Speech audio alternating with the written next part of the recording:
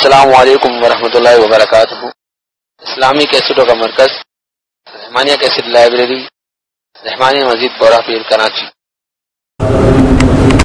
الا علی الظالمین والصلاة والسلام علی اشرف الانبیاء والمرسلین وعلی آلہ وصحبہ اجمعین ومن تبعهم بإحسان الى یوم الدین۔ اما بعد فاعوذ باللہ السمیع العلیم من الشیطان الرجیم۔ ان اول بیت وضع للناس للذی ببکۃ مبارکا وہدی للعالمین فیہ آیات بینات مقام ابراہیم ومن دخلہ کان آمنا وللہ علی الناس حج البیت من استطاع الیہ سبیلا ومن کفر فإن اللہ غنی عن العالمین۔ رب اشرح لی صدری ویسر لی امری واحلل عقدۃ من لسانی یفقہوا قولی رب زدنی علما۔ حج کی تربیت کے موضوع پر مختصر وقت میں بڑی اہم و بنیادی باتیں بیان کرنی ہوتی ہیں۔ اللہ تعالیٰ مجھے اختصار سے اہم باتیں آسان الفاظ میں بیان کرنے، سمجھانے اور آپ احباب اور بہنوں کو اور بالخصوص جو عازمین حج ہیں انہیں توجہ سے سن کر اس کے مطابق عمل کرنے اور سنت کے مطابق حج ادا کرنے کی توفیق عطا فرمائے۔ یہ بات بنیادی طور پر ذہن میں رہے کہ کوئی بھی عمل کتنا خوبصورت کیوں نہ ہو، جب تک کہ رسول اللہ صلی اللہ علیہ وسلم کے طریقے کے مطابق انجام نہ دیا جائے اللہ کیا قبول نہیں ہوتا۔ ایک تو اخلاص چاہیے، دوسرا اتباع سنت۔ اللہ نے فرمایا سورہ کہف کی آخری آیت میں کہ فمن کان یرجو لقاء ربہ فلیعمل عملا صالحا ولا یشرک بعبادۃ ربہ احدا۔ جو اپنے رب سے ملاقات کی امید رکھتا ہے، یقین رکھتا ہے کہ اسے مر کر اللہ کے سامنے پیش ہونا ہے، اس کو چاہیے کہ عمل صالح اختیار کرے۔ عمل صالح سے مراد کون سا عمل ہے؟ جو اللہ کو پسند ہے، جو رسول اللہ صلی اللہ علیہ وسلم نے کر کے بتایا ہے۔ اللہ نے اس کا تذکرہ کرتے ہوئے خود ارشاد فرمایا کہ یوں دعا کیا کرو، رب اوزعنی ان اشکر نعمتک التی انعمت علی وعلی والدی وان اعمل صالحا ترضیٰ۔ اے اللہ مجھے توفیق عطا فرما کہ میں تیری نعمتوں کا شکر ادا کروں جو تو نے مجھ پر اور میرے ماں باپ پر کی، اور مجھے توفیق دے کہ میں ایسے اعمال صالحہ اختیار کروں جو تجھے پسند ہے۔ اللہ کو جو عمل پسند ہے وہ وہی ہے جو اللہ نے رسول اللہ صلی اللہ علیہ وسلم کے ذریعے سے انسانوں کو بتا دی۔ تو بنیادی طور پر عمل صالح ہو اور اخلاص ہو، اللہ کے علاوہ کسی اور کی خوشنودی، کسی اور کی چاہت، کسی کا خوف، کسی کی لالچ نہ ہو۔ تو حج بھی اسی طرح سے اخلاص کے ساتھ اتباع سنت کے مطابق ادا ہونا چاہیے۔ حج کی تیاری کے سلسلے میں چند بنیادی باتیں تاکہ وہ اور بھائیوں کو بھی اس سے فائدہ ہو جو اس سال حج پہ نہیں جا رہے ہیں، آئندہ اللہ تعالیٰ ہمیں بار بار توفیق عطا فرمائے۔ لیکن یاد رکھیں چونکہ حج جسمانی اور مالی عبادتوں کا مجموعہ ہے، حج مالی عبادت بھی ہے اور جسمانی عبادت بھی ہے، بلکہ تمام عبادتیں وہاں جمع ہو جاتی ہیں۔ لہٰذا اس عبادت کی بنیاد مال ہے، جیسا کہ اللہ نے فرمایا من استطاع الیہ سبیلا، جو وہاں تک پہنچنے کی استطاعت رکھے راستے کے اعتبار سے۔ صحابہ نے پوچھا کہ سبیل سے کیا مراد ہے؟ تو رسول اللہ صلی اللہ علیہ وسلم نے فرمایا الزاد والراحلہ، توشہ ہو، سواری ہو، یعنی روپے پیسے ہوں وہاں تک جانے آنے کے اخراجات کے مد میں، اور سواری میسر آ جائے، یعنی جہاز ہو، ٹکٹ ہو، ویزا لگ جائے، پاسپورٹ بن جائے، سفر کے لوازمات جو بھی ہیں، تو پھر اسے حج میں دیر نہیں کرنی چاہیے۔ تو چونکہ پہلے زاد ہے، زاد راہ مال ہے، لہٰذا حج کی تیاری کے سلسلے میں یاد رکھیں کہ یہ عظیم الشان عبادت رزق حلال سے، بلکہ ہر عبادت اور ہر عمل، ہر صدقہ رزق حلال سے ہی اللہ قبول فرماتا ہے۔ ان اللہ طیب لا يقبل الا طیبا، اللہ تو پاک ہے اور پاک کے سوا کچھ قبول نہیں کرتا۔ حرام، ناجائز اور مشکوک مال سے جتنا چاہے خرچ کر دیں اللہ کے یہاں قابل قبول نہیں ہے۔ تو لقمہ حلال ہو، رزق حلال ہو، اخراجات سب حلال پیسوں سے، اس کے بعد پھر سفر کی دوسری تیاری جو ہے وہ جسمانی طور پر، یہ ہمارا وجود اللہ کے آگے جھکنے کا عادی ہو۔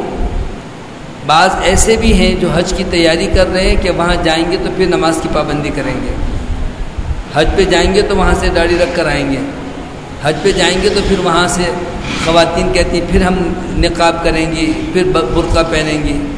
تو یہاں سے آپ کون سا لباس، کون سی شکل و صورت اور کون سا عمل لے کر جا رہے ہیں اللہ کے گھر؟ یاد رکھیں، جب آپ نے تیاری شروع کر دی، ابھی سے آپ عازمین حج ہیں، حج کا سفر کا ارادہ کر لیا ہے، تو وہ عمل لے کر کے جائیں جو اللہ کو پسند ہے، تاکہ اللہ آگے توفیق عطا فرمائے۔ تو نماز کی پابندی، ذکر اذکار کی پابندی، اور اسی طریقے سے بالخصوص صبح و شام کے اذکار، اس کا اہتمام کریں۔ وہیں اس بات کا بھی اہتمام کریں کہ جسم کے ساتھ ساتھ دل بھی پاک صاف ہو۔ کسی رشتہ دار سے کوئی ناراضگی ہے، انسان ہے، کسی پڑوسی سے کوئی انبن ہو گئی، کسی سے کوئی جھگڑا ہو گیا، اسے عداوت و دشمنی کے طور پر پالنے والا مسلمان نہیں ہوتا۔ مسلمان تو درگزر کرتا ہے، صاف دل، نرم دل، خوش اخلاق، معاف کرنے والا ہوتا ہے، درگزر سے کام لے۔ 3 دن سے زیادہ فرمایا کسی مسلمان سے قطع تعلق جائز نہیں ہے۔ لا یحل لمسلم ان یہجر اخاہ فوق 3۔ 3 دن گزر گئے اور پھر بھی بات چیت نہیں کرتے ہیں، تو گویا کہ یہ کام ناجائز ہے، حرام ہے قطع تعلق ایک مسلمان سے۔ تو حج پہ جا رہے ہیں، زندگی کا کیا بھروسہ، دل کو بھی صاف کر لیں۔ وہیں وجود کے اعتبار سے ایک بات کا اہتمام کریں، جو حج پہ جا رہے ہیں ابھی سے کم از کم 1-2 کلومیٹر پیدل چلا کریں۔ وہاں بہت چلنا ہوتا ہے، ایسا نہ ہو وہاں جا کے بیمار ہو جائیں۔ ہماری ترقی نے ہمیں معذور کر کے چھوڑ دیا ہے۔ 2 قدم پہ بھی جانا ہے تو پہلے گاڑی یا بائک اسٹارٹ کریں گے پھر جائیں گے۔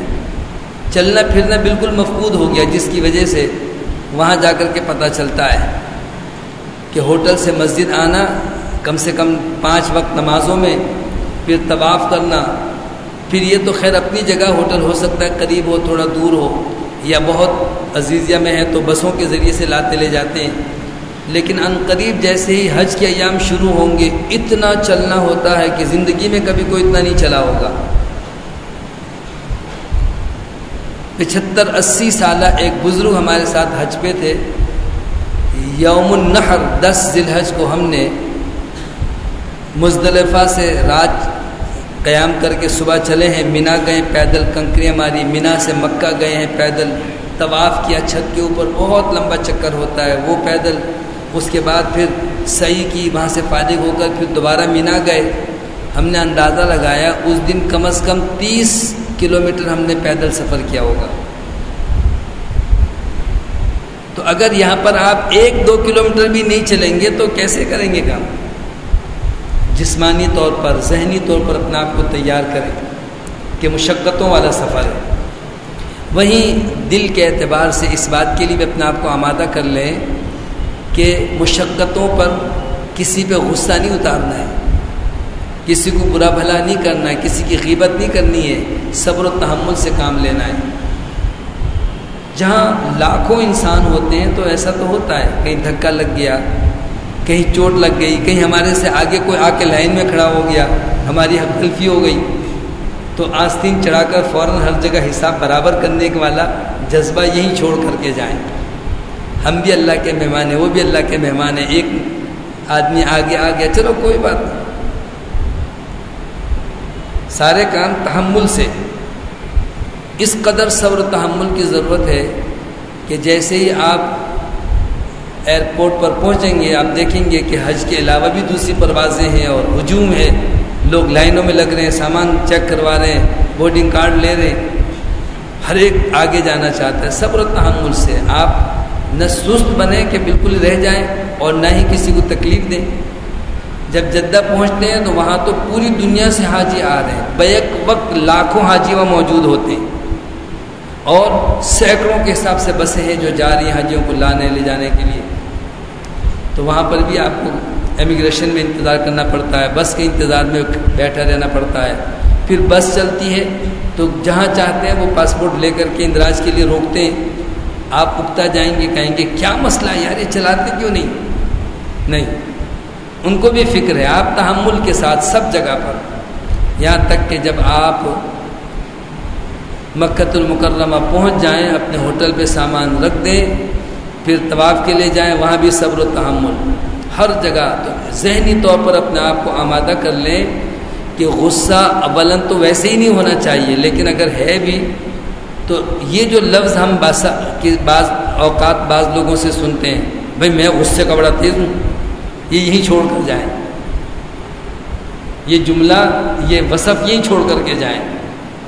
اللہ کے مہمان ہیں، اللہ کے گھر جا رہے ہیں، ٹھنڈے مزاج سے، صبر و تحمل سے، برداشت اور ایثار اور قربانی کے جذبے کے ساتھ۔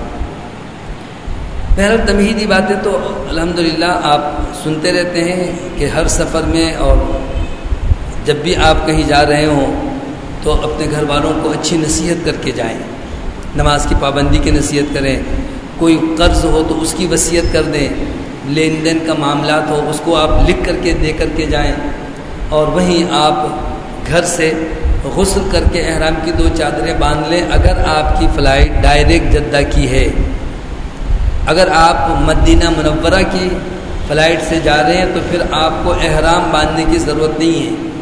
مدینہ 8 دن قیام کے بعد پھر وہاں سے روانہ ہوتے وقت آپ کو احرام باندھنا ہوگا۔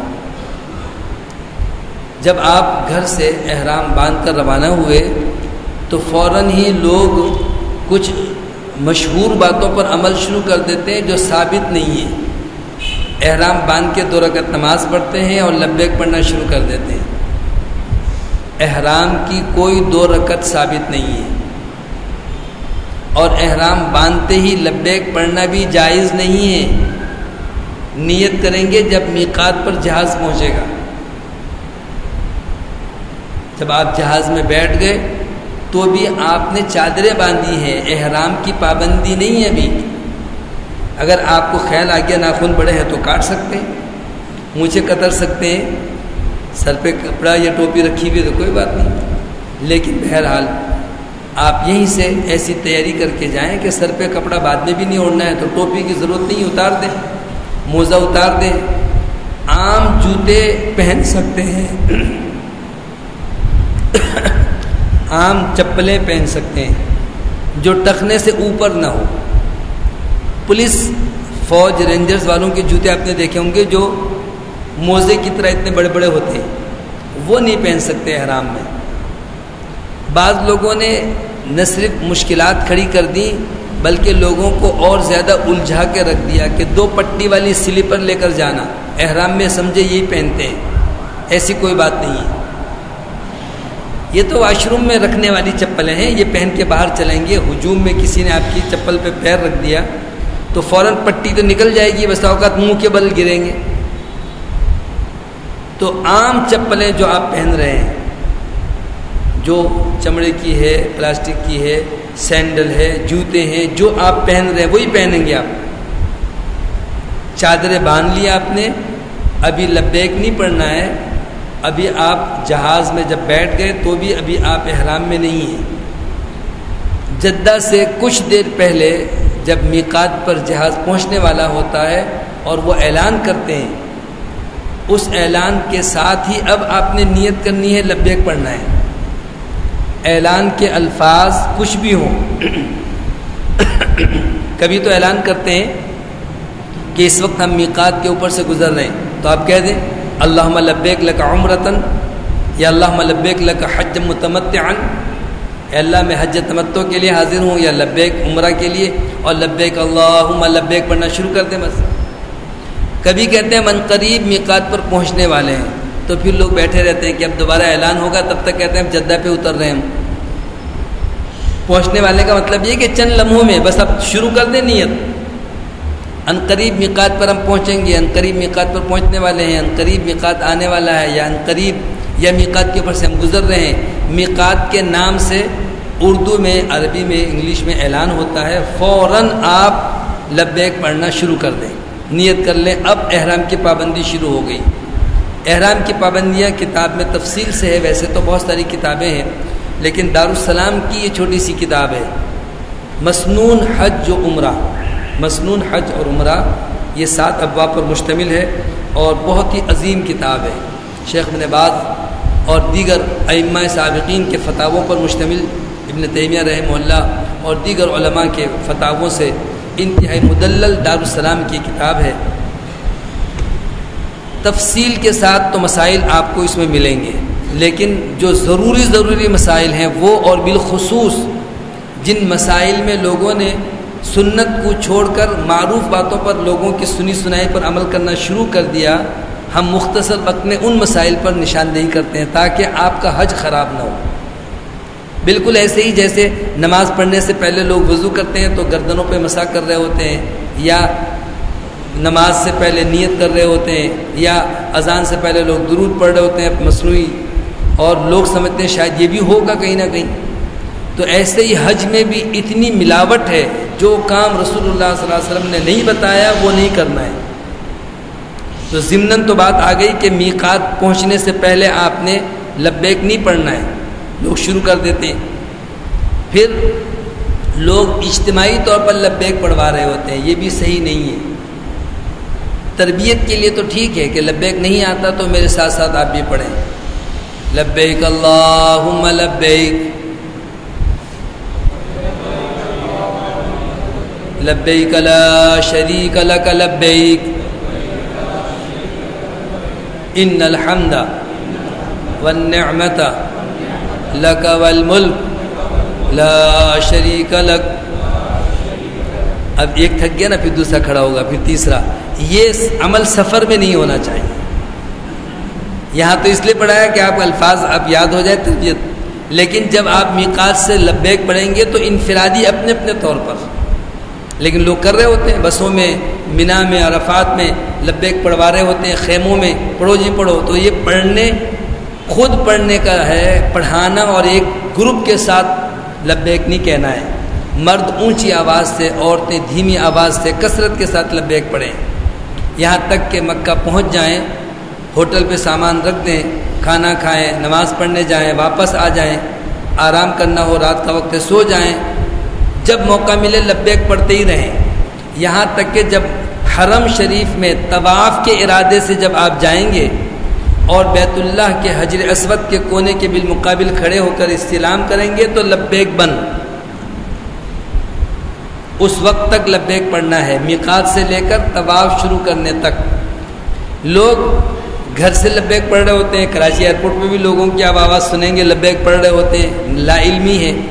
وہیں لوگ طواف کرتے ہوئے لبیک پڑھ رہے ہیں، طواف سے پہلے لبیک ختم، جب آپ نے طواف شروع کر دیا اب لبیک کا وقت نہیں ہے، اب آپ نے بیت اللہ کے اس کونے پر جو دروازے اور حجر اسود کا جو کونا ہے، جب اس کے بالمقابل آپ پہنچیں گے تو اس کی ایک صورت تو یہ ہے کہ اگر رش کم ہو اور کوئی فرصت کے لمحات ایسے آپ کو میسر آ جائیں کہ آپ حجر اسود تک پہنچ جائیں تو منہ سے اس کو بوسہ لیں، یہ سنت ہے، اور رسول اللہ صلی اللہ علیہ وسلم نے بھی بوسہ لیا ہے۔ اگر ہجوم ہو تو آپ ہاتھ لگا کے ہاتھ کو بوسہ لے لیں، منہ اندر ڈالنا ضروری نہیں ہے۔ اور اگر یہ بھی نہ ہو تو رسول اللہ صلی اللہ علیہ وسلم اونٹ پر سوار ہو کر طواف کر رہے تھے تو آپ نے چھڑی حجر اسود کو لگائی اور اس کو بوسہ لے لیا۔ اگر یہ بھی ممکن نہیں ہے اور کافی دور ہے تو اس حجر اسود کے بالمقابل آپ لائٹ کا نشان دیکھیں گے، بتی جل رہی ہے، نشان دیا ہوا ہے، جب آپ اس کے سیدھ مر آئیں تو بیت اللہ کی طرف رخ کر کے طواف شروع کرنے سے پہلے سیدھے ہاتھ سے اشارہ کریں گے، اسے استلام کہتے ہیں۔ یہاں پر بڑی زیادتی کر رہے ہیں لوگ، دو ہاتھ سے استلام کرتے ہیں اور بار بار اس کو بوسہ لیتے رہتے ہیں۔ دو ہاتھ نہیں اٹھانا ہے اور ہاتھوں کو چومنا نہیں ہے، چومنا اسی صورت میں جب ہاتھ وہاں تک پہنچ سکیں۔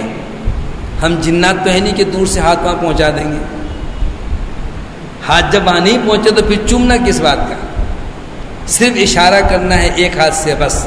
بسم اللہ اللہ اکبر کہہ کے طواف شروع کر دیں۔ باقی جو باتیں متفق علیہ ہیں وہ آپ سب کو کتابوں میں ملے گی کہ سیدھا کندھا کھول کر اور بائیں کندھے پر احرام کی چادر ڈال دیں، اور اس کے بعد پھر پہلے 3 چکروں میں ایڑیاں اٹھا کر پنجے کے بل ذرا تیز تیز دوڑنا ہے۔ اس کا ایک خاص پس منظر ہے، جب حجر اسود سے بیت حتیم کا حصہ عبور کرتے ہوئے رکن یمانی تک پہنچ جائیں، یعنی اگر یہ حجر اسود کا کونا ہے تو اس سے پہلے والا جو کونا ہے جب اس تک پہنچ جائیں تو پھر یہ والا حصہ رسول اللہ صلی اللہ علیہ وسلم نے چل کر عبور کیا ہے، دوڑنا نہیں ہے۔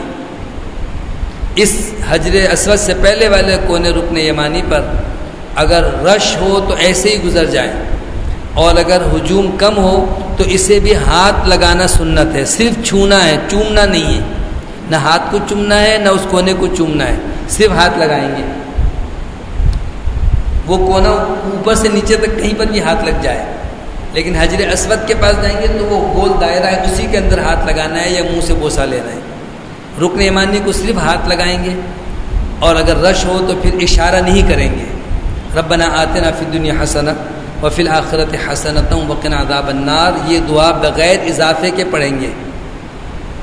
وقنا عذاب الحشر وقنا عذاب القبر، اور یہ سب پتہ نہیں کیا کیا اضافہ کرتے ہیں، یہ اضافہ نہیں ہے، بس یہی مسنون دعا ہے۔ یہ پڑھتے پڑھتے آپ جائیں، جب آپ حجر اسود سے رکن یمانی تک دوڑ کر اور رکن یمانی سے حجر اسود تک چل کر آئے تو آپ کا ایک چکر ہو گیا۔ یہ تسبیح 7 دانوں کی آپ اپنی انگلی میں پہن لیں، اور اس کا ایک دانہ آپ آگے کر لیں اپنی طرف تاکہ آپ کو یاد رہے۔ اگر بھول ہو جائے، دانہ ہونے کے باوجود بھی تسبیح کا ایک دانہ آگے نہیں کر سکے، یا انگلی پر گن رہے تھے بھول گئے، تو جس طرح نماز میں اگر بھول ہو جائے تو جو کم رکعتیں ہیں اس پر یقین ہے، جو زیادہ رکعتیں اس پر شک ہے۔ مثلا ظہر کی یا عصر کی 4 رکعت نماز میں تشہد میں بیٹھے، اور اس کے بعد بھی جب کھڑے ہوئے تو دوران نماز خیالات میں ایسے گم ہو گئے کہ اب یاد نہیں رہا یہ تیسری ہے یا چوتھی ہے، تو اس بات کا تو یقین ہے کہ تشہد میں بیٹھے تھے 2 رکعت تو ہو گئی، اب تیسری ہے یا چوتھی ہے کا مطلب یہ ہے کہ چوتھی رکعت میں شک ہے، تیسری یقینی ہے، یہ مطلب ہوا نا۔ تو تیسری رکعت شمار کریں گے اور 1 رکعت اضافی پڑھیں گے، اگر چوتھی ہوگی تو بھی کوئی بات نہیں۔ اسی طرح سے طواف میں بھی ایک چکر لگایا آپ نے، آدھے راستے گئے اور پھر خیال آیا پتہ نہیں یہ دوسرا ہے تیسرا ہے، اس کا مطلب ایک تو ہو گیا، تو دوسرا ہی شمار کر لیں۔ شک آئے تو کم کو بنیاد بنا کر کے اور اس پر جو ہے تعداد کو پورا کریں، اور جس پر شک ہے اس کو چھوڑ دیں۔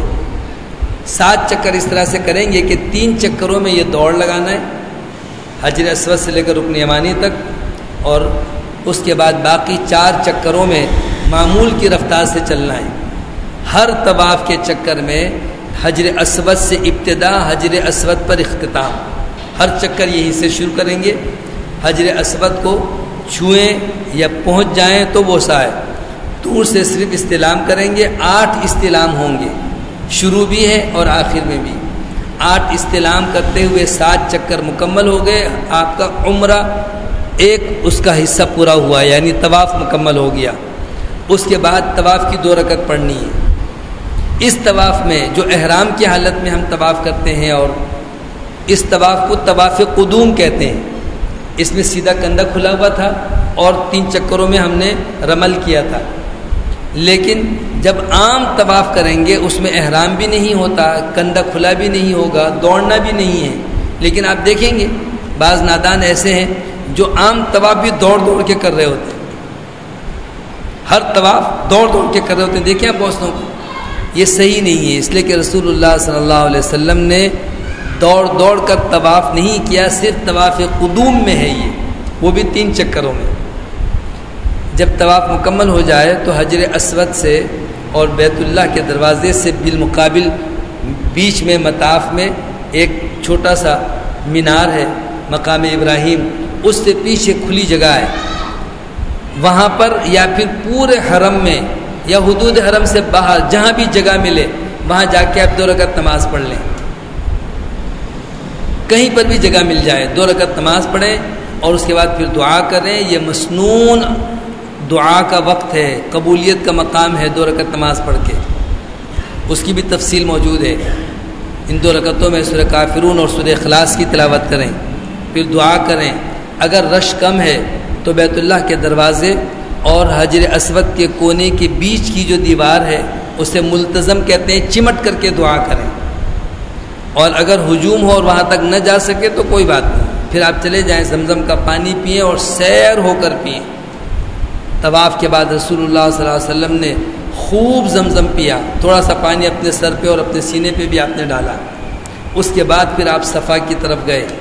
صفا پہاڑی پہ جاتے ہوئے آیت کی تلاوت کرنی چاہیے، ان الصفا والمروۃ من شعائر اللہ. پھر آپ یہ بھی کہتے تھے کہ نبدأ بما بدأ اللہ بہ، ہم شروع کرتے ہیں جس سے اللہ نے پہلے آغاز کیا، یعنی صفا سے. صفا پہاڑی پر پہنچ کر بیت اللہ کی طرف رخ کر کے اب دعا کرنی ہے تو وہاں پر بھی لوگ استلام کر رہے ہوتے ہیں. وہاں استلام نہیں ہے. طواف میں استلام ہے ایک ہاتھ سے، بوسہ نہیں ہے. اور سعی میں دعا ہے، استلام نہیں کرنا ہے حجر اسود کی طرف ہاتھ کے اشارے سے. حجر اسود کی طرف بیت اللہ کی طرف رخ کر کے ہاتھ اٹھا کے دعا کریں اور وہ مسنون دعا بھی پڑھیں. اور اس کے بعد پھر صفا سے مروہ کی طرف جائیں گے، مروہ پہ پہنچ کے بھی اسی طریقے سے ہاتھ اٹھا کے دعا کریں. ایک چکر ہو گیا، پھر وہاں مروہ سے صفا پر آئیں گے، یہ 2 چکر ہو گئے. پھر یہاں بھی دعا کریں، گویا کہ 8 مرتبہ دعا ہوگی. جس طرح طواف میں 8 مرتبہ حجر اسود کو استلام کرنا ہے، اسی طرح سعی میں 8 مرتبہ دعا، یعنی دعا سے سعی کا آغاز ہے. پھر صفا پہ دعا، مروہ پہ دعا، پھر صفا پہ، پھر مروہ پہ، اس طرح سے. اور آخری چکر مروہ پہ مکمل ہوگا تو وہاں بھی دعا ہے. تو 8 مرتبہ دعا ہے یہ. یعنی اللہ تعالیٰ بار بار مانگنے کا طریقہ سکھا رہا ہے کہ مانگو جتنا مانگنا ہے. اور بہترین دعا لا الہ الا اللہ وحدہ لا شریک لہ لہ الملک ولہ الحمد وہو علی کل شیء قدیر. اس کی فضیلت میں تو کوئی بڑی موٹی سی کتاب لکھی جائے تو بھی کم ہے. اتنا عظیم کلمہ ہے یہ. صبح شام کے وظائف میں بھی اس کی بڑی فضیلت ہے. 100 مرتبہ پڑھیں تو شیاطین کے شر سے، حاسدین کے حسد سے، نظر بد سے، ہر قسم کی بری بلاؤں سے محفوظ رہیں گے. پھر صفا اور مروہ کی سعی مکمل ہونے کے بعد لوگ 2 رکعت نماز پڑھتے ہوئے دکھائی دیں گے اور کہتے ہیں شکرانہ ہے. یہ بھی ثابت نہیں ہے. طواف کے بعد 2 رکعت ہے، سعی کے بعد کوئی نماز نہیں ہے. سعی مکمل ہو جائے، بلکہ سعی کے دوران یا سعی کرنے سے پہلے ہی اگر آپ کا وضو ٹوٹ گیا ہے تو وضو کی ضرورت نہیں ہے. طواف میں وضو شرط ہے. اگر وضو ٹوٹ جائے تو جا کر وضو کریں اور پھر طواف مکمل کریں. اگر درمیان میں رک جائے، مثلا آپ نے 3 چکر مکمل کیے تھے اور وضو ٹوٹ گیا ہے تو وضو کر کے آئیں، پھر 4تھا چکر شروع کر دیں. اذان ہو گئی، نماز ہو رہی ہے تو پھر رک گیا تو جو چکر ہو گئے تھے اس کو شمار کریں، باقی بعد میں مکمل کر لیں. لیکن سعی کے دوران اگر وضو ٹوٹ جائے یا پہلے ہی سے وضو ٹوٹا ہوا، کوئی حرج نہیں ہے. آپ کو سعی کے لیے وضو کرنے کی ضرورت نہیں ہے اور سعی کے بعد کوئی نماز نہیں ہے.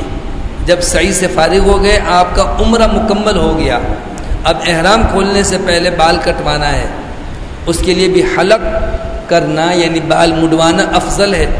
اور اگر بال مشین سے یا قینچی سے کٹوائیں تو بھی جائز اور درست ہے، لیکن کہیں سے تھوڑے سے بال کٹوانا جائز نہیں ہے. پورے سر کے بال کٹوائیں گے. اس کے بعد اب آپ پر جو چیزیں وقتی طور پر ممنوع تھیں وہ چیزیں آپ کے لیے حلال ہو گئیں.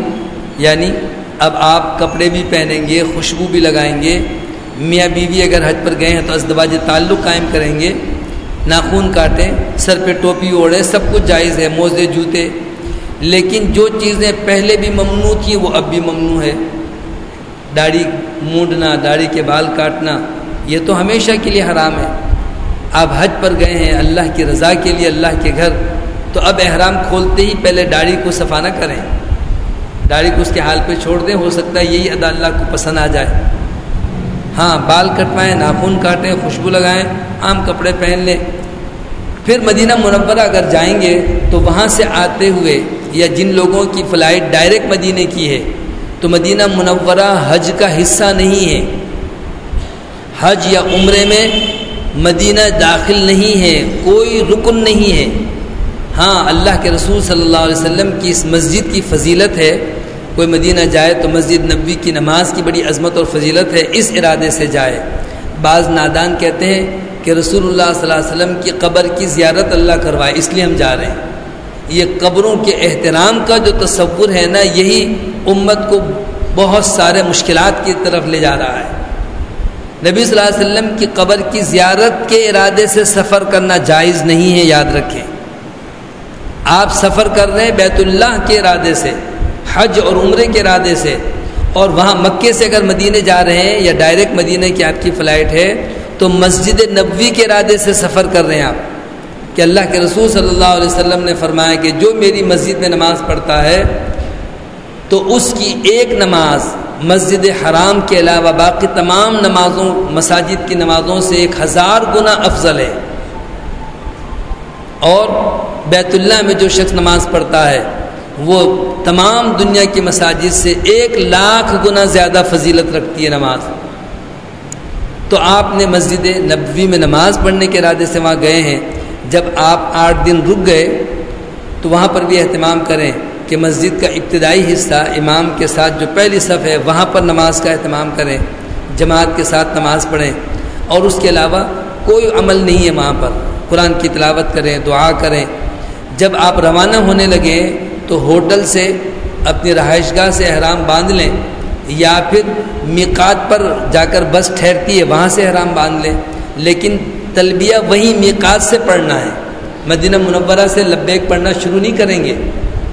یہ اگر آپ مدینہ منورہ سے دوسرا عمرہ کر رہے ہیں تو یہ دوسرا عمرہ کہلائے گا، اور اگر پہلے ہی آپ مدینہ منورہ گئے ہیں تو آپ کا یہ پہلا عمرہ ہوگا، اس کے بعد پھر مکہ ہی میں رہیں گے۔ اس کے بعد چھوٹے عمرے کے لیے تنعیم یا جعرانہ جو ہے یہ درست نہیں ہے، تفصیل کتابوں میں اور اس میں بھی موجود ہے۔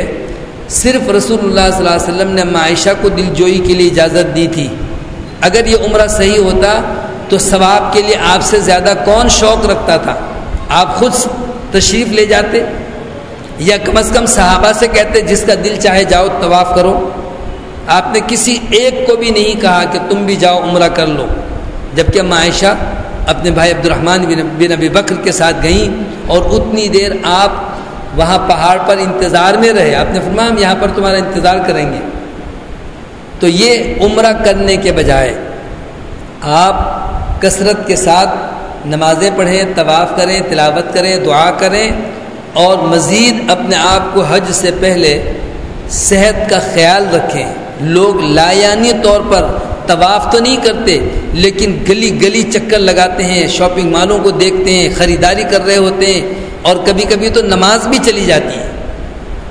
یہ جو آپ کر رہے ہیں یا عمرے پر عمرہ کرنے جا رہے ہیں اور آ کر کے تھک رہے ہیں، عمرہ کر رہے ہیں، پھر عمرہ کر رہے ہیں، دن میں 2 3 یہ اپنے آپ کو اذیت دے رہے ہیں۔ آپ اپنی صحت کا خیال رکھیں اور سنت کے مطابق جو عمل ثابت ہے بس وہ کریں، یہاں تک کہ حج کے ایام آ جائیں تو 8 ذی الحج کو حج کے ایام شروع ہوتے ہیں۔ حج کے لیے اب ہجوم کی وجہ سے 7 تاریخ کی شام کو ہی لے جایا جاتا ہے، تو کوئی بات نہیں، انتظامی امور ہے، آپ ان کا ساتھ دیں، اور اگر آپ کو مغرب کے بعد، عشاء کے بعد، یا رات کے 2 بجے یا جو بھی ٹائم آپ کو معلم کی طرف سے دیا جائے، آپ احرام باندھیں اور اپنی رہائش گاہ سے ہی لبیک پڑھنا شروع کریں۔ اللہم لبیک لک حجن، کسی اور کی طرف سے ہے تو عن فلان کہہ کر، اور اگر ایک دفعہ لبیک کا ارادہ یعنی نیت زبان سے کرنے کے بعد پھر صرف لبیک پڑھنا ہے تو اس کا بھی نام بار بار نہیں لینا ہے جس کی طرف سے آپ حج کر رہے ہیں، اگر حج بدل ہے تو۔ پھر آپ بس میں بیٹھ گئے یا روانہ ہو گئے، اگر آپ کے ساتھ کوئی عمر رسیدہ نہیں ہے، کوئی معذور نہیں ہے، کوئی خاتون نہیں ہے، نوجوان ساتھیوں پر مشتمل لوگ ہیں، تو وہ 8 ذی الحجہ کی صبح مکے سے پیدل بھی مینا جا سکتے ہیں، کوئی لمبا فاصلہ نہیں ہے، گھنٹہ سوا گھنٹہ میں پہنچ جاتے ہیں، اور چھپر بنا ہوا ہے، سائبان ہے، اور پیدل چلنے والوں کے لیے اتنا کشادہ راستہ ہے جہاں کوئی گاڑی، کوئی موٹر سائیکل، سائیکل کچھ نہیں آتی، اور جگہ جگہ پانی کے کولر لگے ہوئے ہیں، نل لگے ہوئے ہیں، بیسن لگے ہوئے ہیں، بہترین انتظام ہے۔ بہرحال 7 کی شام کو 8 کی رات کو، 8 کی صبح کو، 8 کی تاریخ کے دن کو جب بھی آپ مینا میں پہنچیں، اب حج کے ایام میں مینا میں 8، 9، اسی طرح 9 تاریخ کو عرفات میں، پھر 10 تاریخ کو مزدلفہ کی رات میں، پھر دوبارہ 11، 12 اور رک جائیں تو 13 تاریخ تک جو حج کے ایام ہیں ان میں 4 رکعت والی نمازوں کو قصر پڑھا جائے گا۔ یہاں پر بھی لوگ اختلاف کرتے ہیں اور قیاس کرتے ہیں، اپنی رائے شریعت میں دخل اندازی کرتے ہوئے کہتے ہیں کہ ہم تو آئے ہوئے 15-20 دن ہو گئے ہیں، ہماری اب قصر نہیں ہوگی اس لیے ہم پوری پڑھتے ہیں۔ بھائی یہ سفر کی وجہ سے قصر نہیں ہے، مکے کے باشندے رسول اللہ صلی اللہ علیہ وسلم کے ساتھ تھے، آپ نے یہ نہیں کہا تم اپنی نماز پوری کرو، یہ حج کی وجہ سے نماز قصر ہے، اس میں مسافر کا اور مقیم کا کوئی فرق نہیں ہے۔ سارے لوگ جب آپ مینا میں پہنچیں، اگر آپ کے خیمے میں، آپ کے گروپ میں کچھ لوگ ایسے ہیں جو ابھی تک ہندوستان پاکستان کا دین مانتے ہیں، مکے مدینے کے بجائے ہندوستان پاکستان کے کسی فقہ کو اپنے لیے دین سمجھ بیٹھے ہیں اور وہ 4 رکعت پر اصرار کرتے ہیں، تو آپ گروپ میں انتشار نہ ہو، آپ باہر نکل کے دوسرے کسی خیمے میں دیکھیں، سنت کے مطابق 2 رکعت پڑھ رہے ہوں گے، ان کے ساتھ پڑھ لیں جماعت کے ساتھ۔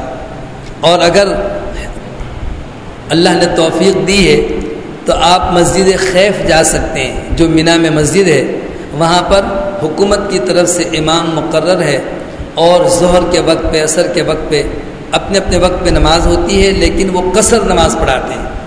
اور اس کے بعد پھر وہاں دروس ہوتے ہیں، زیادہ تر عربی ہی میں ہوتے ہیں۔ آپ مینا میں اپنے اپنے وقت پہ نماز پڑھیں گے، لبیک پڑھتے رہیں، قرآن کی تلاوت کریں، دعا کریں، لایانی گفتگو سے اپنے آپ کو بچائیں، اس میں سوائے کسی کی غیبت اور برائی کے اور حج کو خراب کرنے کے کوئی فائدہ نہیں ہے۔ ایسے افراد سے اجتناب کریں جو زیادہ باتیں کرتے ہوں۔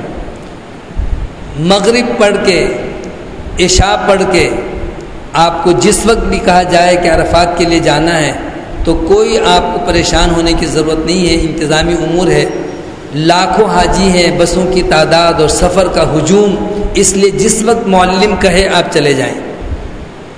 اگر 8 تاریخ کی شام کو ہی مغرب سے پہلے یا مغرب کے بعد یا عشاء کے بعد آپ سے کہا جائے کہ عرفات کے لیے بس آ گئی، چلو بیٹھ جاؤ، تو کوئی بات نہیں، بیٹھ جائیں۔ لیکن اگر آپ ان سے درخواست کریں کہ ہم 9 کی صبح جائیں گے اور وہ بس آتی ہے تو بس میں آپ صبح چلے جائیں۔ کچھ لوگ مکے سے مینا بھی پیدل جاتے ہیں، مینا سے عرفات بھی پیدل جاتے ہیں، تو مینا سے عرفات کا فاصلہ لمبا ہے اور پھر وہاں جا کر کے وقوف عرفہ بھی محنت طلب عمل ہے، اس لیے کوشش کریں کہ بس میں چلے جائیں۔ مینا میں بہترین خیمے ہیں، لیکن عرفات میں وقتی طور پر وہ شامیانے لگا لیے جاتے ہیں، اس لیے اگر رات کو لے جائیں گے تو ہو سکتا ہے کہ کہیں لائٹ نہ ہو، کہیں پنکھے نہ ہوں، تو اس لیے جس طرح سے بھی ہو گزارا تو کرنا ہے۔ وہاں پہنچ کر کے کوئی کام نہیں ہے، لبیک پڑھتے رہیں، اپنے وقت پر نماز پڑھیں گے، اگر عشاء سے پہلے گئے تو عشاء کی نماز پڑھ لیں، صبح کی نماز صبح کے وقت میں پڑھیں، اس کے بعد پھر زوال تک بھی کوئی عمل نہیں ہے ابھی حج کا، صرف میدان میں رکے ہوئے آپ لبیک پڑھتے رہیں۔ جب زوال کا وقت ہوتا ہے تو عرفات کے میدان میں جو مسجد ہے، مسجد نمیرہ، وہاں پر خطبہ ہوتا ہے، خطبہ حج، اذان دی جاتی ہے، اقامت کہہ کر مغرب، ظہر اور عصر کی، ظہر کی 2 رکعتیں، پھر اقامت کہہ کر عصر کی 2 رکعتیں ایک ساتھ پڑھائی جاتی ہیں۔ یہی عمل آپ اپنے خیمے میں بھی کریں گے۔ کچھ لوگ مسجد نمیرہ کی نماز کے لیے بہت زیادہ شوق رکھتے ہیں تو جا سکتے ہیں اگر جائیں تو، لیکن تھکن ہو جائے گی اور خیمے سے اور گروپ سے کہیں دور بچھڑنے کا بھی امکان ہے۔ اگر آپ اپنے خیمے میں رہیں اور آپ کو اذان کی آواز نہیں آئی، خطبہ نہیں سنا، آپ نے اپنی ہی نماز 2 رکعت ظہر عصر پڑھ لی، کوئی حج میں کمی نہیں ہے۔ بس اوقات لوگ کہتے ہیں ہمارا حج خراب ہو گیا، یہ کیسا حج ہے، ہم نے خطبہ ہی نہیں سنا۔ تو جمعے کے خطبے کی طرح، عید کے خطبے کی طرح حج کا خطبہ لازم ضروری نہیں ہے سننا۔ جو وہاں پہنچ سکے تو ٹھیک ہے، نہیں پہنچ سکے تو قطعاً آپ کے حج میں کوئی کمی نہیں ہے، لیکن ہاں ہر حال میں آپ نے جمع اور قصر کر کے نماز پڑھنی ہے۔ جمع کا مطلب ہے زوال ہوتے ہی ظہر کے وقت پہ ظہر اثر پڑھنی ہے، اور قصر کا معنی یہ ہے کہ 2 ظہر اور 2 عصر کی رکعتیں ہیں، بس کوئی سنت نہیں، کوئی فرض نماز اس کے علاوہ نہیں۔ اس کے بعد پھر وقوف عرفہ کا معنی ہے کہ دعا میں آپ مصروف ہو جائیں، کثرت کے ساتھ دعا کریں، استغفار کریں، درود شریف پڑھیں، سبحان اللہ والحمدللہ ولا الہ الا اللہ واللہ اکبر پڑھیں، لا الہ الا اللہ وحدہ لا شریک لہ لہ الملک ولہ الحمد وهو علی کل شیء قدیر، اس کا ورد کریں کثرت کے ساتھ۔ نبی صلی اللہ علیہ وسلم اونٹ پر تھے اور دعا کر رہے تھے، تو دعا کے دوران آپ نے اونٹ کی رسی کو بھی اپنے ہاتھ سے تھاما ہوا تھا کہ رسی گر گئی تو آپ نے ایک ہاتھ دعا میں رکھا اور ایک ہاتھ سے رسی دوبارہ اٹھائی اور پھر آپ دعا کرتے رہے۔ یعنی بہتر افضل یہی ہے کہ زیادہ وقت ہاتھ اٹھا کر دعا کریں، لیکن اگر تھک جائیں تو ہاتھ نیچے کر لیں، کوئی بات نہیں۔ اگر آپ کھڑے ہوئے ہیں کھڑے ہو کر دعا کریں، بیٹھے ہوئے بیٹھے بیٹھے کریں، چل پھر رہے ہیں تھوڑی دیر لیٹ جائیں، کوئی حرج نہیں۔ شام تک وہاں رکنا ضروری ہے، اور یہ حج کا سب سے بڑا رکن ہے، رکن اعظم وقوف عرفہ۔ اگر آپ منی نہیں پہنچ سکے حج ہو جائے گا، کوئی اور عمل چھوٹ گیا اس کا کوئی متبادل فدیہ یا کوئی دیت، لیکن اگر 9 تاریخ کو عرفات کے میدان میں نہیں جا سکے تو حج نہیں ہوگا، اگلے سال آپ کا حج دوبارہ کرنا ہوگا۔ اس لیے عرفات کے میدان کی حاضری ضروری ہے۔ اس میں کبھی کبھار ایسا بھی ہوتا ہے کہ ہجوم کی وجہ سے بس گھماتی رہتی ہے، راستہ ہی نہیں ملتا، تو اگر عرفات کے میدان میں تھوڑی دیر کے لیے بھی آپ پہنچ جائیں تو آپ کا حج ہو گیا۔ وہاں پر معلم کی طرف سے منی میں بھی ہوتا ہے، عرفات کے میدان میں بھی کھانے کا بندوبست ہوتا ہے، پانی کا انتظام ہوتا ہے، فروٹ اور جوس وغیرہ دیا جاتا ہے، لیکن اس کے علاوہ مخیر احباب کی طرف سے بڑے بڑے ٹرک بھر بھر کے آتے ہیں جوس اور مختلف چیزیں، تو بعض نوجوان جو ہے وہ شوقیہ خدمت خلق کے جذبے سے وہ جوس کے ڈبے لا کر کے حاجیوں کو بانٹ رہے ہیں، سارا وقت اسی میں ضائع کر دیتے ہیں۔ ٹھیک ہے، خدمت کرنی چاہیے، لیکن آپ عبادت کے لیے آئے ہیں، اس کو بھی مد نظر رکھیں۔ ہر ایک کو اللہ تعالیٰ رزق دے دیتا ہے، آپ ضرورت کے تحت لے لیں، باقی چھوڑ دیں، آپ اپنی عبادت میں اپنا وقت مصروف کریں، دعا کریں اپنے لیے، عزیز و اقارب کے لیے، والدین کے لیے، پاکستان کے لیے۔ جن بھائیوں کا آپ کو یاد آ جائے کہ دعا کی درخواست کی تھی، ہم بھی درخواست کر رہے ہیں آپ سے کہ دعاؤں میں یاد رکھیں، تو سب کے لیے دعا کریں۔ مغرب کے بعد جیسے ہی سورج غروب ہو، نماز پڑھے بغیر عرفات کے میدان سے مزدلفہ جانا ہے۔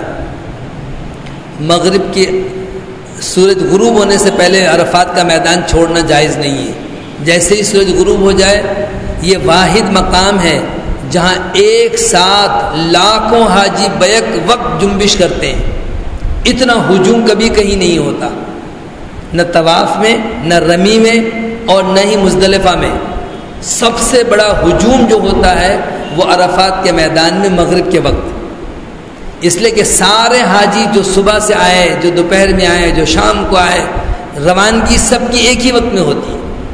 اس لیے اس وقت بڑے صبر و تحمل کے ساتھ بس میں جگہ ملے، پیدل، جس طرح سے بھی ہو، مزدلفہ کوئی زیادہ دور نہیں ہے، بلکہ بسا اوقات بس میں ہم نے اپنے گروپ کے آدمیوں کو بٹھا دیا اور رش تھا بہت، ہم نے کہا ہم لوگ پیدل جاتے ہیں، ہم پیدل پہلے پہنچ گئے، بس بعد میں آئی، تو اتنا رش ہوتا ہے، بس کے لیے بھی جگہ ہی نہیں ہوتی آگے۔ جب آپ مزدلفہ پہنچیں تو وہاں پہنچ کر کے ایک اذان دی جائے گی اور اقامت کہہ کر پہلے مغرب کی 3 رکعت اور پھر اقامت کہہ کر عشاء کی 2 رکعتیں پڑھیں اور بس۔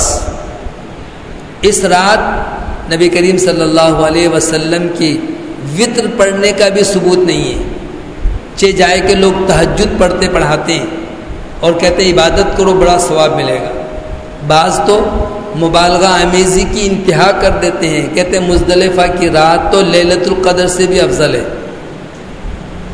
بھئی یہ کہاں ہے؟ کون سی کتاب میں لکھا ہوا ہے؟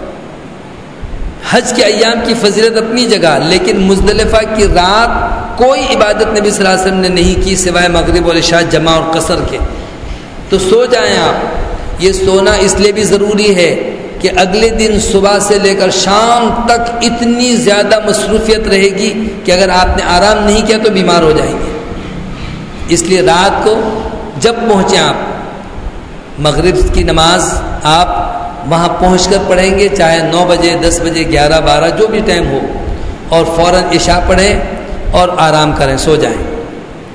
فجر کی نماز پڑھ کر تھوڑی دیر ذکر اذکار کریں، جس کا اللہ نے قرآن میں یوں ذکر کیا کہ فاذکروا اللہ عند المشعر الحرام۔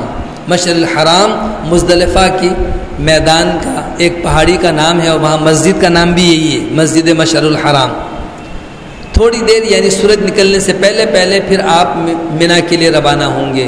حج کا تیسرا دن ہے۔ حج کا پہلا دن تھا جب منا آئے تھے 8 تاریخ، دوسرا دن تھا جب عرفات کے میدان میں آئے تھے، اور رات مزدلفہ میں ہم نے گزاری۔ اب تیسرا دن ہے 10 تاریخ، جس کو ہم قربانی کا دن کہتے ہیں، عربی میں یوم النحر۔ یہ حج کا وہ اہم دن ہے جس دن پوری دنیا کے مسلمان تو عید کی نماز پڑھتے ہیں، حاجیوں کے لیے عید کی نماز نہیں ہے۔ اس مغالطے میں نہ رہیں کہ جی نماز ہی نہیں پڑھی کیسے مسلمان ہیں ہم۔ عید کی نماز حاجیوں کے لیے نہیں ہے، حاجیوں کے لیے 9 ذی الحج عرفات کا روزہ بھی نہیں ہے۔ تو کیا کرنا ہے؟ صبح کی نماز پڑھ کے سورج نکلنے سے پہلے منا کے لیے روانہ ہوں۔ اب جو کام کرنے ہیں ترتیب سے ہو جائے تو اچھی بات ہے، کوئی کام آگے پیچھے ہو جائے کوئی حرج نہیں ہے، کوئی دم نہیں ہے، کوئی جرمانہ نہیں ہے۔ کیا کرنا ہے؟ بہتر یہی ہے کہ تمام گروپ کے ساتھ آپ بھی پیدل چل کے منا پہنچیں، جو کہ قریب ہی ہے، اور منا جا کر کے 3 جمرات میں سے بڑے اور آخری جمرے کو 7 کنکریاں مارنی ہیں۔ اس کو رمی جمار کہتے ہیں۔ پہلے جمرے پر 10 تاریخ کو بالکل ہجوم نہیں ہوگا، تو آپ نے بھی کنکری نہیں مارنی ہے اس کو۔ درمیانی جمرے پر بھی کوئی کنکری 10 تاریخ کو نہیں مارنی ہے۔ تیسرے اور بڑے جمرات پر جا کر کے کنکریاں مارنی ہیں، تو 7 کنکریاں راستے سے کہیں سے لے لیں، وہاں جمرات پہ سے کنکری اٹھانا صحیح نہیں ہے، راستے سے لے لیں۔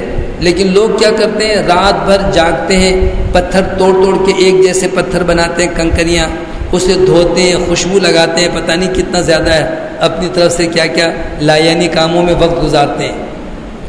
ایک چنے کے برابر، کالے چنے کے برابر چھوٹے چھوٹے سے کنکر 7 کی جگہ 10 اٹھا لیں، ہو سکتا ہے 1 2 گر جائے۔ 3 دن کی کنکریاں جمع کرتے ہیں، 72 کنکریاں چاہیے۔ ان سب چیزوں میں اپنا وقت ضائع نہ کریں۔ جب رمی کریں تو بائیں ہاتھ میں کنکریاں رکھ لیں۔ اگر سیدھے ہاتھ میں کنکریاں اور آپ نے یوں کر کے ایک مارنا چاہا اور ایک کی جگہ 2 3 گر گئیں، وہ ایک ہی شمار ہوگی۔ اس لیے ایک ہاتھ سے ایک کنکریاں مارتے جائیں، اور اس کے بعد جب 7 کنکریاں مکمل ہو جائیں تو 10 تاریخ کو ایک جمرات یعنی آخری کو کنکری مار کر دعا نہیں کرنی ہے، پھر آگے بڑھ جائیں۔ اب مکہ جانا ہے، وہاں جا کر کے طواف کریں گے، جس کو طواف افاضہ یا طواف زیارت کہتے ہیں، یا اگر قربانی کرنا چاہیں تو جا کر پہلے قربانی کر لیں۔ بہرحال ترتیب کوئی بھی ہو کوئی حرج نہیں ہے، کیونکہ قربانی کے لیے یا تو وہاں پر اسلامی بینک میں پیسے جمع کرا دیتے ہیں، حکومت کی طرف سے انتظام ہوتا ہے، اور وہ سب قربانیاں کر کے جہاز بھر کے قربانی کا گوشت مختلف مسلم ممالک میں وہ تقسیم کرتے ہیں اپنے خرچے پر۔ تو الحمدللہ آپ کی قربانی ہو جائے گی، اور اگر خود کرنا چاہیں یا اپنے گروپ میں سے کسی ایک کو بھیج دیں، وہ جائے وہیں سے قربانی خریدے، قربانی کر کے اور پھر آ جائے، کوئی حرج نہیں۔ آپ نے رمی کر لی، قربانی کر لی، اور طواف افاضہ یا طواف زیارت سے فارغ ہو گئے، اب آپ کا سارا کام ہو گیا۔ اب سر منڈوائیں اور احرام کھول دیں، آپ عام لباس میں آ جائیں گے۔ لیکن اگر تینوں میں سے ایک کام کوئی رہ گیا ہے، مثلا آپ نے رمی کر لی اور طواف کر لیا، تو بھی آپ کا احرام کھل سکتا ہے۔ رمی کر لی اور قربانی کر لی تو بھی آپ سر بال کٹوا کے احرام کھول سکتے ہیں۔ بعض لوگ مزدلفہ سے سیدھا مکے جا کر پہلے طواف کر لیتے ہیں اور بالکل ہجوم نہیں ہوتا، تو کر سکتے ہیں، جا کر پہلے طواف کر لیں، پھر آ کر رمی کریں، پھر قربانی کریں، کوئی بھی کام آگے پیچھے ہو جائے کوئی حرج نہیں ہے۔ صحیح بخاری کی حدیث ہے، رسول اللہ صلی اللہ علیہ وسلم سے مختلف سوالات کیے گئے۔ کسی نے کہا کہ میں نے بال کٹ والی قربانی نہیں کی، فرمایا اذبح ولا حرج۔ کسی نے کہا کہ میں نے طواف کر لیا، سعی نہیں کی، میں طواف کر لیا اور رمی نہیں کی، فرمایا ارمی ولا حرج، اب رمی کر لو۔ تو سارے کام کرنے کے بعد بہرحال مغرب تک، عشاء تک، جب تک آپ فارغ ہو جائیں فوراً واپس منی آ کر کے رات گزارنا ہے، سوائے عذر کے، کوئی بیمار ہے، کوئی مجبوری ہے تو الگ بات ہے، ورنہ یہ راتیں منی کی راتیں کہلاتی ہیں، منی واپس آئیں گے۔ اب حج کا چوتھا دن آ گیا، یعنی 11 تاریخ۔ 11 تاریخ کو صرف ایک ہی کام ہے، زوال کے بعد 3 جمرات کو کنکریاں مارنی ہے، 7 کنکریاں، یعنی 21 چاہیے، اس کی جگہ 2-4 اضافی لے لیں۔ اور زوال کے بعد صبح سے نہیں، 10 تاریخ کو صبح سے کنکریاں مارتے ہیں، لیکن دوسرے دن 11 تاریخ کو زوال کے بعد پہلے جمرے کو 7 کنکریاں ماریں، کنکری مار کے تھوڑا پیچھے کی طرف دیوار کی طرف ہٹ کر بیت اللہ کی طرف رخ کر کے دعا کریں، یہ بھی قبولیت کا مقام ہے۔ پھر دوسرے جمرات کو کنکری مار کے پھر اسی طرح سے بیت اللہ کی طرف رخ کر کے لوگ دعا کر رہے ہوں گے، اس میں کوئی اختلاف نہیں ہے، آپ دیکھیں گے لوگوں کو، آپ بھی کھڑے ہو کر دعا کریں اخلاص کے ساتھ اپنے لیے، سب کے لیے۔ پھر کل کی طرح تیسرے جمرات کو کنکری مار کے پھر دعا نہیں کرنی ہے، اور پھر پلٹ کر واپس اپنے خیمے میں آنے کے لیے تھوڑا سا لمبا راستہ آپ کو اختیار کرنا پڑے گا۔ جانے والے راستے سے واپس آنے کی غلطی کبھی نہ کریں کہ وہ ہجوم ہوتا ہے اور تیز آ رہے ہوتے ہیں اور آپ جانے کے لیے زور لگائیں گے، اللہ نہ کرے گر گئے تو اٹھ نہیں سکتے۔ لاکھوں انسانوں کا سیلاب ہوتا ہے، شدید نقصان بلکہ جانی نقصان کا خدشہ ہے۔ اپنے آپ کو ہلاکت میں نہ ڈالیں کہ جی خیمہ تو یہاں ہے اور وہ لمبا چکر لگانا پڑے گا، یہ سعودی لوگ پتہ نہیں خر دماغ ہوتے ہیں، کیا کیا غیبت کر رہے ہوتے ہیں۔ بھائی آپ کی حفاظت کے لیے، اس لیے جو راستہ وہ بتائیں ادھر سے ہوتے ہوئے اپنے خیمے میں پہنچیں۔ منی، عرفات بالخصوص جو اپنے خیمے آپ کو یاد رکھنے ہیں، اس کے لیے لائٹوں پر، کھمبوں پر، پول کے اوپر نمبر ڈلے ہوئے ہوتے ہیں، وہی نمبر آپ کو کارڈ میں لکھ کر دے دیا جاتا ہے۔ آپ کو سمجھ میں نہ آئے تو کسی کو کارڈ دکھائیں کہ یہ والا نمبر ہے، تو جو وہاں کے رہبر ہیں وہ آپ کو آسانی سے بتا دیں گے کہ یہ نمبر فلاں لائن میں فلاں جگہ پر ہے، ورنہ تو آپ ڈھونڈتے ہی رہ جائیں گے۔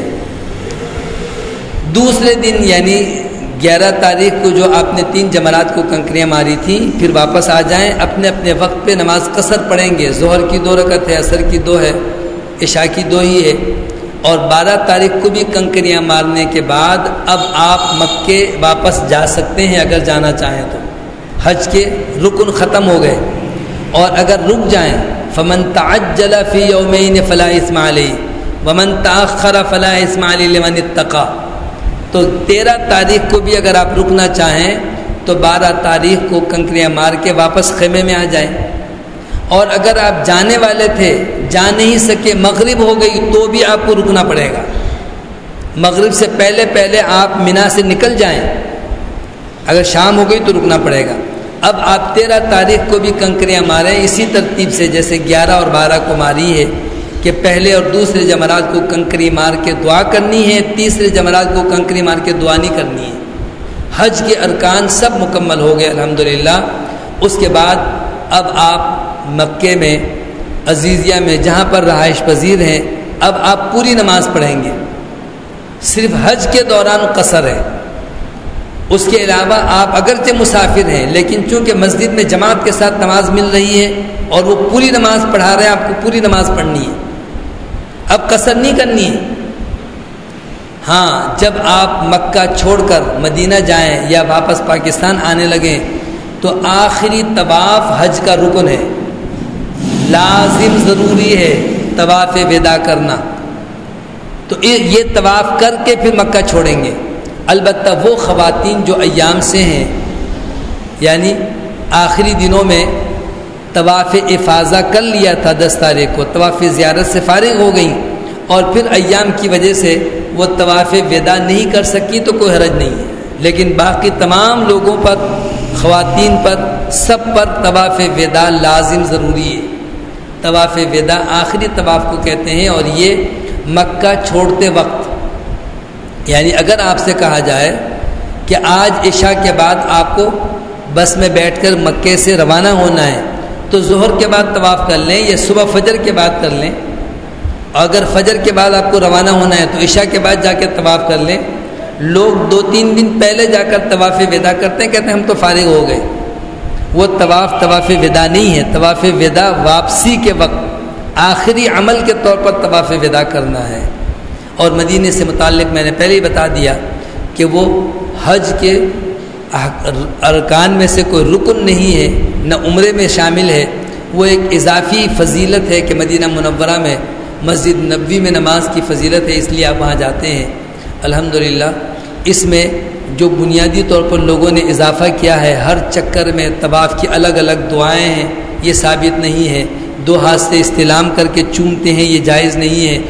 اسی طریقے سے غلطی سے کسی نے سر پہ کپڑا رکھ لیا یا وضو کرتے کوئی بال ہاتھ میں آ گیا، غلطی سے کچھ ہو جائے تو کہتے ہیں اب ایک قربانی دینی پڑے گی، ایک دم دینا پڑے گا.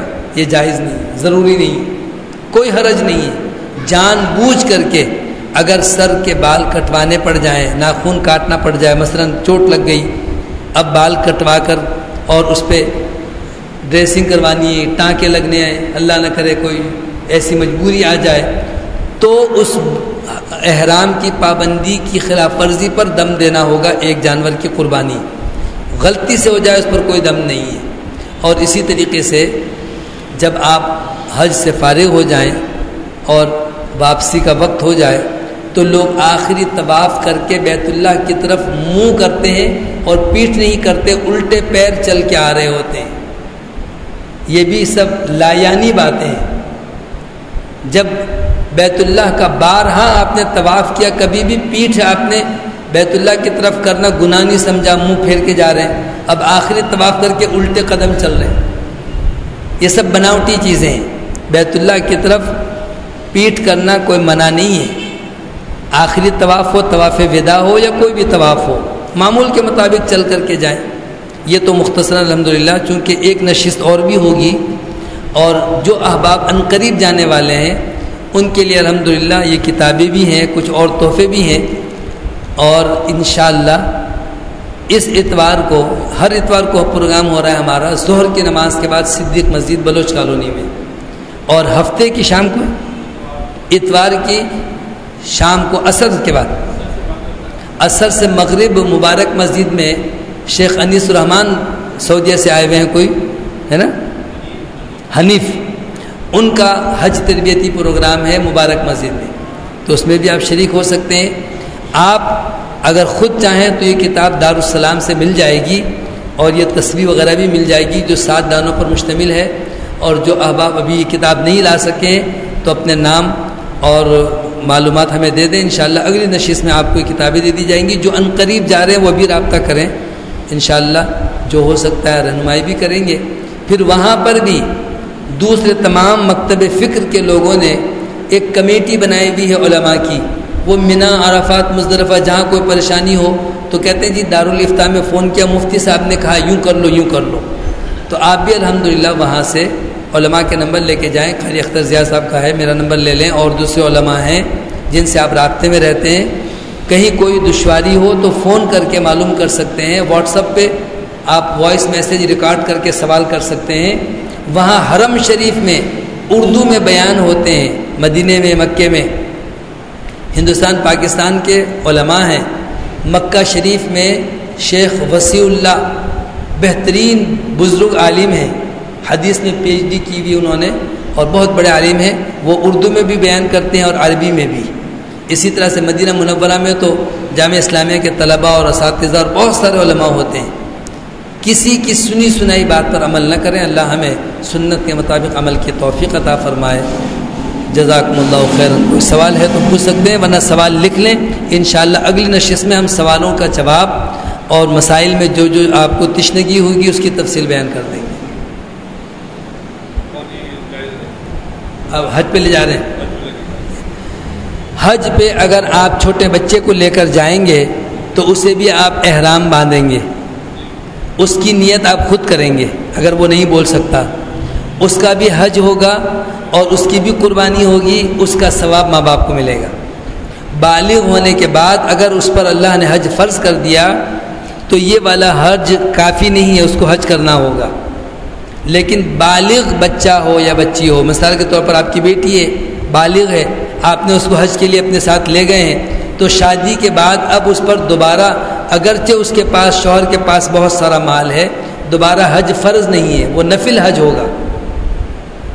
بلوغت کے بعد جو پہلا حج ہوگا وہی حج فرض ہے، وہ ادا ہو گیا، اس کے بعد چاہے کریں چاہے نہ کریں۔ ٹھیک ہے، سبحانک اللہم و بحمدک، اشہد ان لا الہ الا انت، استغفرک و اتوب الیک۔